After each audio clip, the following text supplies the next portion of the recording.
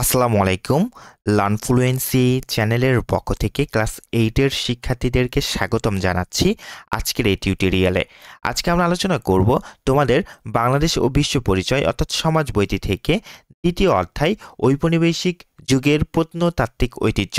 এই অধ্যায়টি থেকে মূলত আজকে আমরা তোমাদের প্রত্যেকটা পাঠ থেকে দেখতে পারবে যে একটি করে কাজ দেওয়া রয়েছে। যেমন দেখো, প্রথম পাঠে একটি কাজ দেওয়া রয়েছে, একইভাবে দ্বিতীয় এবং তৃতীয় পাঠেও কিন্তু একটি করে কাজ দেওয়া রয়েছে। তো আমরা আজকে এই কাজগুলির উত্তর করে ফেলব। একই সাথে তোমাদের এই অনুশীলনে যে কিছু এমসিকিউ কোশ্চেন্স এবং একটি সৃজনশীল প্রশ্ন রয়েছে, আমরা সেগুলোরও উত্তর করে ফেলব। চলো আলোচনাটি শুরু করছি পরম করুণাময় মহান আল্লাহ তাআলার নামে। তো প্রথমে আমরা প্রত্যেকটা পাঠ থেকে যে তিনটি কাজ দেওয়া রয়েছে এই কাজগুলির উত্তর আগে দেখে নেই। চলো, তো প্রথমে যে পাঠ 1 থেকে যে কাজটি রয়েছে এখানে বলছে ঢাকা শহরের কয়েকটি প্রধান প্রত্ন নিদর্শনের নাম উল্লেখ করো।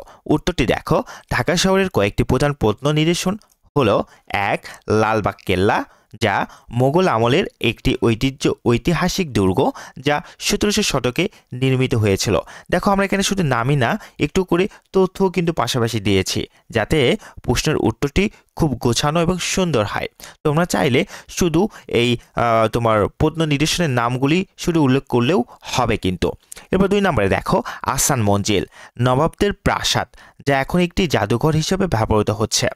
এবার 3 নম্বর দেখো, হোসেনি দালান, যা মোগল আমলে নির্মিত শিয়া মুসলিমদের ধর্মীয় স্থাপনা। এবার দেখো, ঢাকা গেট, পুরনো ঢাকার প্রবেশদ্বার, যা ব্রিটিশ আমলে তৈরি হয়েছিল। 5. তারাবাগ মসজিদ, যা ঐতিহাসিক মোগল স্থাপত্য শৈলীতে নির্মিত একটি মসজিদ। এরপর দেখো 6 নাম্বার, স্টার মসজিদ, সুন্দর নকশা ও টাইলসের কাজের জন্য পরিচিত একটি ঐতিহাসিক মসজিদ। 8 এখানে 7 নাম্বার হবে। 7 বড় কাটরা ও ছোট কাটরা, মোগল আমলের সরাইখানা, যা ব্যবসায়ীদের জন্য ব্যবহৃত হতো। রোজ গার্ডেন প্যালেস, যা ঢাকার নবাবদের বিনোদনের জন্য নির্মিত একটি ঐতিহাসিক প্রাসাদ। এরপর 2 নাম্বার পাঠ থেকে যে কাজটি রয়েছে দেখো, এখানে বলছে যে ঢাকার বাইরের কয়েকটি স্থাপত্য কৃতি উল্লেখ করো। উত্তরটি দেখো, ঢাকার বাইরের উল্লেখযোগ্য স্থাপত্য কৃতিগুলোর মধ্যে রয়েছে 1. 7 গম্বুজ মসজিদ, যা কিন্তু বাগেরহাটে অবস্থিত। আচ্ছা, অর্থাৎ 1500 শতকে খান জাহান আলী কর্তৃক নির্মিত এই মসজিদটি ইউনেস্কো বিশ্ব ঐতিহ্যবাহী স্থানের তালিকাভুক্ত। এরপর 2 নম্বরে দেখো, পাহাড়পুর বৌদ্ধবিহার, যা কিন্তু নওগাঁতে অবস্থিত। 8ম শতাব্দীতে নির্মিত এই বৌদ্ধবিহারটি প্রাচীন বাংলার বৌদ্ধ স্থাপত্যর অন্যতম শ্রেষ্ঠ নিদর্শন এবং ইউনেস্কো বিশ্ব ঐতিহ্যবাহী স্থান হিসেবে স্বীকৃত। এবার 3 নম্বর দেখো, কান্তজিউ মন্দির, যা দিনাজপুরে অবস্থিত। 1800 শতাব্দীতে নির্মিত এই মন্দিরটি টেরাকোটার কারুকাজের জন্য বিশেষভাবে পরিচিত। এরপর দেখো 4 নাম্বারটি মস্তানগড়, যা বগুড়ায় অবস্থিত। এখানে বলা হচ্ছে দেখো, প্রাচীন পণ্য নগরের ধ্বংসাবিশেষ হিসেবে পরিচিত এই স্থানটি বাংলার প্রাচীনতম শহরগুলোর একটি। 5 নাম্বার সোনারগাঁ, যা নারায়ণগঞ্জে অবস্থিত। মধ্যযুগে বাংলার রাজধানী হিসাবে পরিচিত সোনারগাঁয়ে বিভিন্ন প্রাচীন স্থাপত্য কৃতি রয়েছে, যা বাংলার সমৃদ্ধ ইতিহাসের সাক্ষ্য বহন করে। এই স্থাপনাগুলো বাংলাদেশের সংস্কৃতি ও ঐতিহাসিক ঐতিহ্যর গুরুত্বপূর্ণ অংশ। এরপর তোমাদের পার্ট 3 থেকে যে আরেকটি কাজ রয়েছে, সেটি হচ্ছে বাংলাদেশের জাতীয় জাদুঘরে সংরক্ষিত প্রত্ন নিদর্শনগুলোর তালিকা তৈরি করো। উত্তরটি দেখো, বাংলাদেশ জাতীয় জাদুঘর দেশের অন্যতম প্রধান সাংস্কৃতিক প্রতিষ্ঠান, যেখানে বাংলাদেশের সমৃদ্ধ ইতিহাস, সংস্কৃতি ও ঐতিহ্যর বিভিন্ন প্রত্ন নিদর্শন সংরক্ষিত ও প্রদর্শিত হয়। নিচে উল্লেখযোগ্য কিছু প্রত্ন নিদর্শনের তালিকা প্রদান করা হলো। 1. প্রাচীন মুদ্রা ও শিলালিপি, বিভিন্ন যুগের মুদ্রা, শিলালিপি ও সিলমোহর, যা বাংলাদেশের প্রাচীন অর্থনীতি ও ভাষার ইতিহাসের সাক্ষ্য বহন করে। আচ্ছা, এরপর 2 নম্বর দেখো, মৃৎশিল্পী ও টেরাকোটা, অর্থাৎ প্রাচীন ও মধ্যযুগীয় মৃৎপাত্র, টেরাকোটা ফলক ও ভাস্কর্য, যা বাংলার শিল্পকলার উৎকর্ষতা প্রদান প্রদর্শন করে। এরপর 3 নম্বরে দেখো বলা হচ্ছে যে বস্ত্র ও পোশাক, প্রাচীন জামদানি, মসলিন ও অন্যান্য ঐতিহ্যবাহী বস্ত্র যা বাংলার বস্ত্রশিল্পের সমৃদ্ধ ইতিহাস তুলে ধরে। 4 অস্ত্রশস্ত্র, প্রাচীন তলোয়ার, বর্শা, ঢালসহ বিভিন্ন অস্ত্র যা বাংলার সামরিক ইতিহাসের পরিচায়ক। 5 নম্বর দেখো ধর্মীয় শিল্পকর্ম, বিভিন্ন ধর্মের মূর্তি, পাণ্ডুলিপি ও ধর্মীয় সামগ্রী যা বাংলার ধর্মীয় বৈচিত্র্য ও সহাবস্থানের প্রতিফলন। তোমাদের এগুলো অনেক বেশি মনে হলে তোমরা শুধু 5টা করে লিখবে, তাইলেও কিন্তু হয়ে যাবে। এবার 6 নম্বর দেখো চিত্রকলা ও ভাস্কর্য, প্রাচীন থেকে আধুনিক যুগের চিত্রকর্ম ও ভাস্কর্য যা বাংলার শিল্পকলার ধারাবাহিকতা ও বিবর্তনকে উপস্থাপন করে।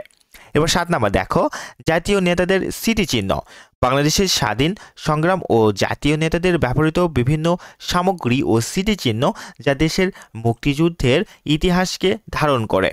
উল্লেখিত প্রত্ন নিদর্শনগুলো বাংলাদেশ জাতীয় জাদুঘরের বিভিন্ন গ্যালারিতে সংরক্ষিত ও প্রদর্শিত হয়, যা দর্শকদের দেশের সমৃদ্ধ সাংস্কৃতিক ও ঐতিহাসিক ঐতিহ্যের সঙ্গে পরিচিত হতে সহায়তা করে। এরপর দেখো তোমাদের বই কিন্তু কিছু বহু নির্বাচনী প্রশ্ন রয়েছে, আমরা সেগুলোর উত্তরগুলো কিন্তু একটু দেখে নিই। দেখো দেখো প্রথমে যে বহু নির্বাচনী প্রশ্নটি রয়েছে এখানে যে বলছে বাংলাদেশে ঔপনিবেশিক যুগ ছিল কোনটি? উত্তরটা হবে কিন্তু গ 1757 থেকে 1947 সাল। এরপর দেখো 2 নম্বর যে প্রশ্নটি এখানে রয়েছে যে সোনারগাঁ এর পানামনগর ছিল কোনটি? এখানে উত্তরটি হবে কিন্তু ঘ, অর্থাৎ এখান থেকে কিন্তু 2-এর 3টাই হবে, তাই না? 3টাই কিন্তু এখান থেকে হবে। আচ্ছা এরপর দেখো তোমাদের এখান থেকে একটি উদ্দীপক পড়তে হবে এবং উদ্দীপকটি পড়ে 3 এবং 4 নম্বর প্রশ্নের উত্তর করতে হবে। দেখো উদ্দীপকে বলা হচ্ছে বার্ষিক পরীক্ষা শেষ হলে শিক্ষক আজাদ রহমান শিক্ষার্থীদের নিয়ে শাহবাগে একটি ভবন পরিদর্শনে যান। ভবনটিতে প্রবেশ করে শিক্ষার্থীরা বইয়ে পড়া প্রাচীন নিদর্শনগুলো বাস্তবে দেখে খুবই আবির্ভূত হন। তো 3 নম্বর প্রশ্ন বলছে আজাদ সাহেব শিক্ষার্থীদের কোন ভবন পরিদর্শনে নিয়ে যান? উত্তরটি হবে ঘ বাংলাদেশ জাতীয় জাদুঘর। এরপর 4 নম্বর প্রশ্ন দেখো আজাদ সাহেবের শিক্ষার্থীদেরকে এ ধরনের ভবন পরিদর্শনে নেওয়ার কারণ হলো কি? উত্তরটি দেখো এখানে উত্তরটি কিন্তু এখানে ঘ নাম্বারটি হবে, তাই না? অর্থাৎ এখান থেকে কিন্তু 3টাই হবে, এই যে 1, 2 এবং 3টাই হবে। এরপর দেখো আমরা এখান থেকে সৃজনশীল প্রশ্নটির সমাধান দেখার আগে এই উদ্দীপকটি একটু পড়ে ফেলি। দেখো উদ্দীপকে বলা হচ্ছে হিসাম ও পারিসা ঈদের ছুটিতে মামা বাড়ি বেড়াতে গেল। তারা মামার কাছে স্থানীয় বিখ্যাত নিদর্শনগুলো দেখার বায়না ধরল। মামা তাদেরকে মসলিনের জন্য বিখ্যাত স্থানটি ঘুরতে নিয়ে গেল। তারা সেখানকার প্রাচীন বিভিন্ন ইমারতের স্থাপত্য ও নকশা দেখে মুগ্ধ হয়ে গেল। মামা তাদেরকে পরবর্তী সময়ে বিভিন্ন স্থান হতে প্রাপ্ত পুরাকীর্তিগুলির নিদর্শন দেখতে নিয়ে যান, যাতে তারা অতীত ঐতিহ্য সম্পর্কে জানতে পারে। তো এখান থেকে মূলত ক খ গ ঘ এই 4টি প্রশ্নের উত্তর ইতিমধ্যে আমরা এখানে তোমাদেরকে দিয়ে দিয়েছি, দেখো। আচ্ছা তো এখান থেকে ক নম্বর যে প্রশ্নটি আছে বলা হচ্ছে রবীন্দ্রনাথ ঠাকুরের কুঠিবাড়ি কোথায় অবস্থিত? উত্তর দেখো কুষ্টিয়ার ঝিনাইদহে রবীন্দ্রনাথ ঠাকুরের কুঠিবাড়ি অবস্থিত। খ নম্বর প্রশ্ন বলা হচ্ছে প্রত্নতত্ত্ব বলতে কি বোঝায়? উত্তর বস্তুগত নিদর্শনের ভিত্তিতে অতীত পুনর্নির্মাণ করার বিজ্ঞানকে প্রত্নতত্ত্ব বলে চিহ্নিত করা হয়। দেখো প্রত্নতত্ত্বের ইংরেজি প্রতিশব্দ আর্চায়োলজি, এর অর্থ প্রাচীন দ্রব্য সম্পৃক্ত জ্ঞান। প্রত্নতাত্ত্বিকদের মতে অতীত যুগের মানুষের ব্যবহার্য দ্রব্য সামগ্রীর ধ্বংসাবিশেষ পরীক্ষা নিরীক্ষার মাধ্যমে সে যুগের মানুষের সমীক্ষা বা অধ্যয়নই হলো প্রত্নতত্ত্ব। বাংলায় প্রত্নতত্ত্ব চর্চার সূচনা হয় 19 শতকের দ্বিতীয় ভাগে। এরপর গ নম্বর প্রশ্নের উত্তরটি দেখো। গ নম্বর বলা হচ্ছে তারা যে স্থানটি পরিদর্শন করে সেটির ঐতিহ্য ব্যাখ্যা করো, অর্থাৎ উদ্দীপকের কথা বলা হচ্ছে, তাই তো? তো দেখো বলছে এখানে যে তারা যে স্থানটি পরিদর্শন করে সেটি সোনারগাঁ। প্রত্ন নিদর্শনের কারণে এই শহরের ঐতিহ্য অত্যন্ত গুরুত্বপূর্ণ। সুলতানি আমলে বাংলার রাজধানী ছিল সোনারগাঁ। মসলিন শাড়ির উৎপাদন ও ব্যবসা কেন্দ্র হিসেবে এর খ্যাতি ছিল। সোনারগাঁয়ের পানাম নগরে ধনী ব্যবসায়ীরা মূল সড়কের দুই পাশে সারিবদ্ধভাবে অনেক ইমারত নির্মাণ করেন। পানাম নগরে এখনও এরকম 52টি ইমারত টিকে আছে। নিরাপত্তার জন্য পানামের আদিবাসীরা ইমারতগুলোর চারপাশে ঘিরে পরিখা খনন করেছিলেন।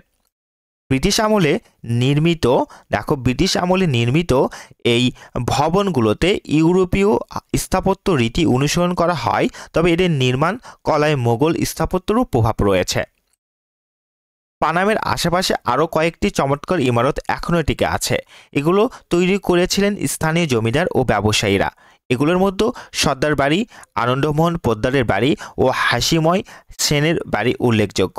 এরপর দেখো ঘর নাম্বার যে প্রশ্নটি, এখানে ঘর নাম্বার প্রশ্ন বলা হচ্ছে যে মামা তাদের কোথায় নিলে তারা ঐতিহ্য সচেতন হতে পারত তা পাঠ্যপুস্তকের আলোকে বিশ্লেষণ করো।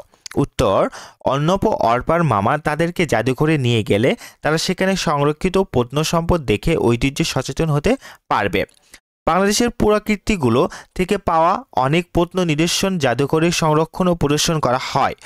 অর্ণব ও অর্পার মামা তাদেরকে এসব প্রত্নসম্পদ দেখাতে নিয়ে গেলে তারা সেইগুলো দেখে দেশের পুরনো ইতিহাস ও ঐতিহ্য সম্পর্কে ধারণা লাভ করত।